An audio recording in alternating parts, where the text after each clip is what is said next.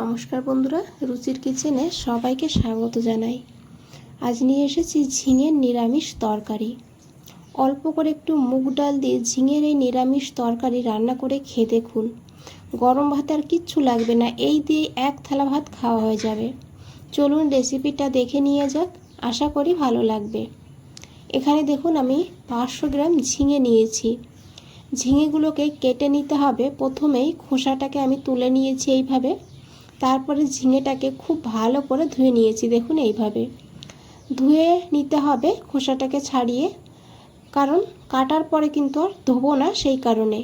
কাটার পরে ঝিঙে ধুলে ঝিঙের মধ্যে এমনিতেই প্রচুর পরিমাণে জল থাকে, আরও কিন্তু জল জল হয়ে যাবে, রান্না করতে খুবই অসুবিধা হবে।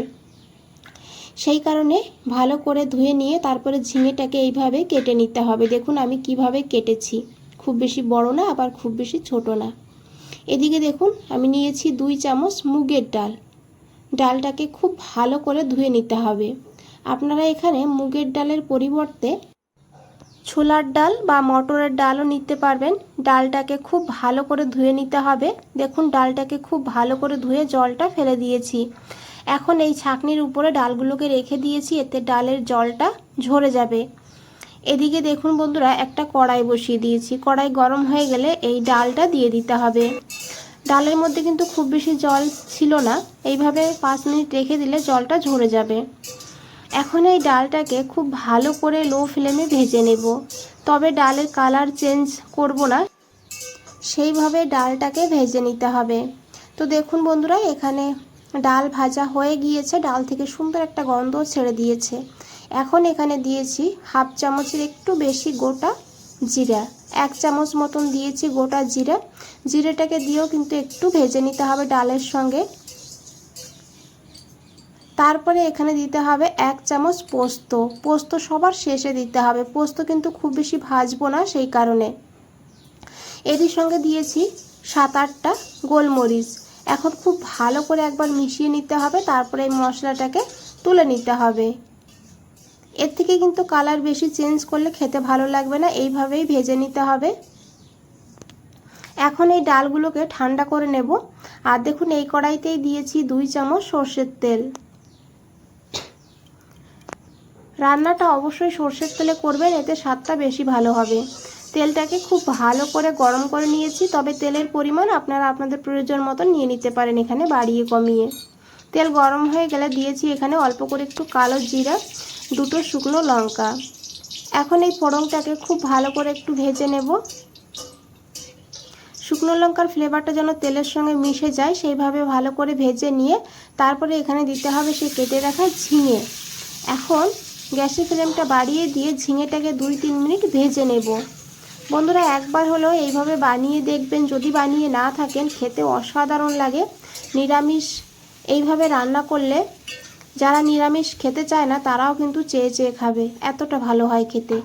এদিকে দেখুন ঝিঙে ভাজা হতে হতে আমি যে ডাল আর পোস্তটাকে ভেজে রেখেছিলাম ঠান্ডা হয়ে গিয়েছে, সেটাকে এইভাবে গুঁড়ো করে নিয়েছি।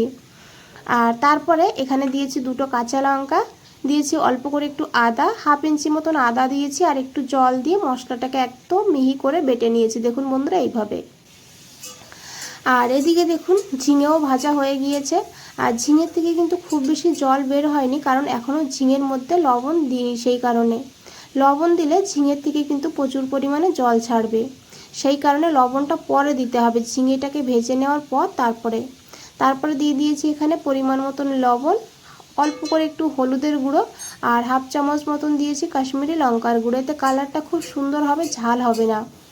এখন খুব ভালো করে মিশিয়ে নিতে হবে। বন্ধুরা রেসিপিটা দেখতে থাকুন, ভালো লাগবে। আর ভালো লাগলে অবশ্যই একটা লাইক করে দেবেন, চ্যানেলটাকে সাবস্ক্রাইব করে পাশে থাকবেন, কমেন্টসে জানাবেন কেমন লেগেছে। তো দেখুন খুব ভালো করে মিশিয়ে নিয়েছি। এখন এখানে সেই বেটে রাখা মশলাটা দিয়ে দিতে হবে, আর তারপরে খুব ভালো করে মিশিয়ে নেব।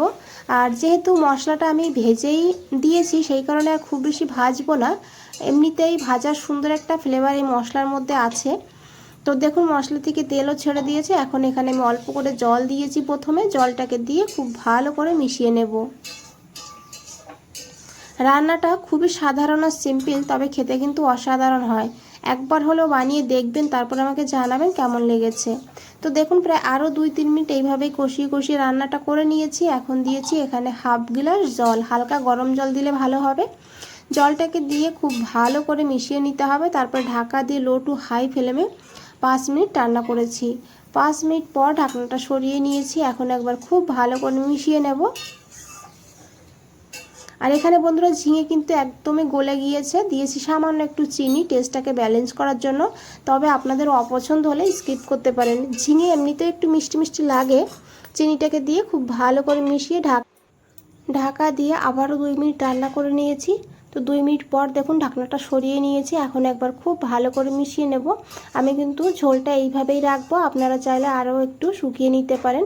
এখানে ঝিঙে একদমই গলে গিয়েছে। তারপর ঢাকা দিয়ে আরও 5 মিনিট স্ট্যান্ডিং টাইমে রেখে দিয়েছিলাম। দেখুন বন্ধুরা, দেখতে কতটা লোভনীয় লাগছে, খেতেও ভীষণই ভালো হয়। যদি হাতের কাছে ধনেপাতা কুচি থাকে তাহলে একটু ধনেপাতা এখানে দিয়ে দিতে পারেন।